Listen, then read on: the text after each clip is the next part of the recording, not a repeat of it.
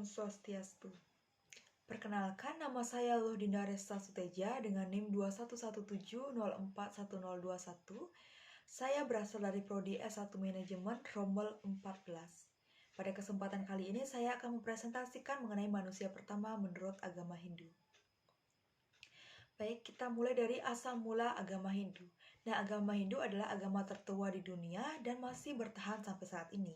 Agama Hindu lahir di India yang diawali dengan masuknya bangsa Arya ke India sejak 1500 sebelum Masehi, yang akhirnya membawa pengaruh besar terhadap tatanan kehidupan sosial masyarakat pada waktu itu. Agama Hindu terlahir dari percampuran dua kepercayaan, yakni kepercayaan Arya dan kepercayaan Dravida.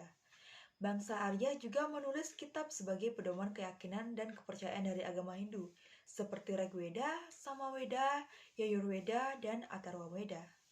Agama Hindu diduga muncul pertama kali di lembah Sungai Sindhu, India sebelah barat daya yang wilayahnya sekarang lebih dikenal dengan nama Punjab. Nama Hindu sendiri sesungguhnya diambil dari kata Sindhu. Namun, orang Persia yang mengadakan kontak ke lembah Sungai Sindhu menyebut Sindhu dengan Hindu.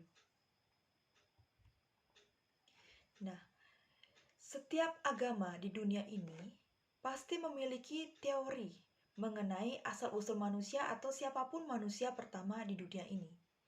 Adapun teori evolusi yang dikemukakan oleh Darwin pada tahun 1859 melalui bukunya yang berjudul On the Origin of Species. Nah, sesungguhnya Darwin tidak pernah menyatakan bahwa manusia merupakan evolusi kera. Namun, karena terdapat penemuan kerangka manusia yang mirip dengan kera pada tahun 1890 di Jawa Timur oleh Eugene Du Bois, membuat banyak orang mempercayai mengenai teori evolusi ini. Banyak dari masyarakat yang mempercayai mengenai teori evolusi, terutama teori bahwa manusia merupakan evolusi dari kera. Namun, jika manusia merupakan evolusi dari kera, bukankah berarti bahwa peradaban manusia pada waktu itu adalah peradaban yang sangat primitif? Jika peradaban manusia pada waktu itu sangatlah primitif, muncullah berbagai pertanyaan. Bagaimana bisa Weda Bhagavata Purana yang diturunkan ribuan tahun lalu bisa membahas tentang satuan atom? Mengapa Weda Mahabharata membahas tentang senjata nuklir? Dan mengapa mutiara pengetahuan ketuhanan dalam Weda Bhagawan Gita masih sulit dipahami manusia di zaman modern ini? Nah, semua pertanyaan itu membuktikan bahwa manusia ribuan tahun lalu bukanlah manusia yang primitif dan bisa jadi memiliki kecerdasan dan kebijaksanaan yang lebih besar daripada manusia zaman sekarang. Dengan ini bisa dikatakan bahwa manusia tidak berasal dari evolusi kera. Lalu jika manusia tidak berasal dari evolusi kera, maka makhluk seperti apakah yang fosilnya ditemukan di banyak lokasi itu? Nah, menurut lini masa sejarah Weda, peristiwa Ramayana terjadi pada zaman Pleistosen sekitar 900.000 hingga 1 juta tahun yang lalu. Peristiwa itu tercantum dalam kitab-kitab itu sendiri. Pada Sundara Kanda misalnya, disebutkan bahwa Rahwana memiliki gajah-gajah yang bergading 4. Menurut ilmu paleontologi, gajah jenis ini hidup sekitar 2 juta tahun lampau hingga akhir zaman Pleistosen. Kitab suci Weda Ramayana menyebutkan adanya bangsa Wanara atau manusia kera. Para Wanara muncul dalam sejarah Ramayana pada bagian Kiskindakanda. Di seluruh bagian Kiskindakanda dinyatakan dengan jelas bahwa manusia kera ada dan berdampingan dengan manusia. Mereka memiliki kekuatan yang sangat besar dibandingkan dengan manusia. Para Wanara tersebar di seluruh dunia. Walmiki Ramayana mencatat bahwa jumlah mereka mencapai 300 juta jiwa. Para Wanara inilah yang membantu Sri Rama dalam menemukan Dewi Sita dan membunuh Rawana. Nah, pada akhir zaman Dwapara Yuga, sekitar 5.000 tahun yang lalu, para Wanara masih ada di muka bumi. Mereka berbaur dengan manusia. Namun menyadari bahwa kekuatan para Wanara sedemikian besar, Hanuman Panglima para Wanara menghentikan keterlibatan mereka dengan peradaban manusia sebelum perang di Kurukshetra.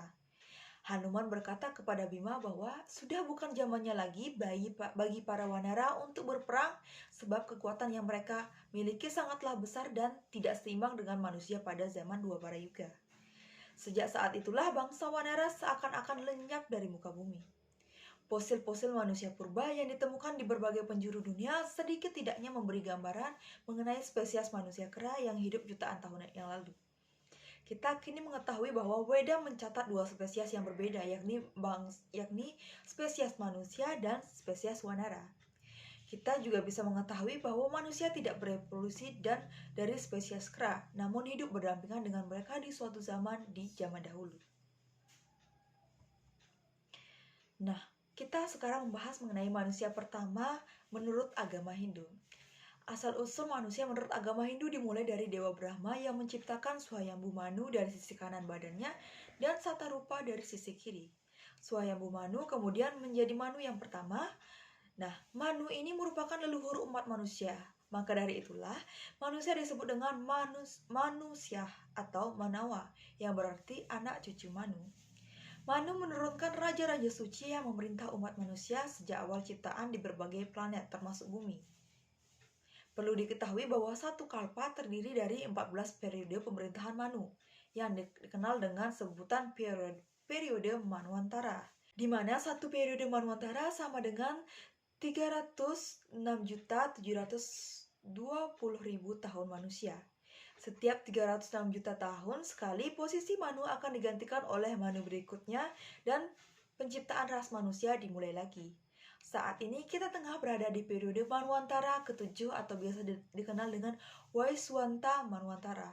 Karena Manu yang memerintah saat ini adalah Waswantara putra Dewa Surya. Manu sebagai leluhur manusia tidak tinggal di bumi. Beliau tinggal bersama Dewa Brahma di Satyaloka, planet tertinggi di suatu alam semesta. Baik, sekian presentasi dari saya. Saya ucapkan terima kasih. Om Santi Santi Santi Om.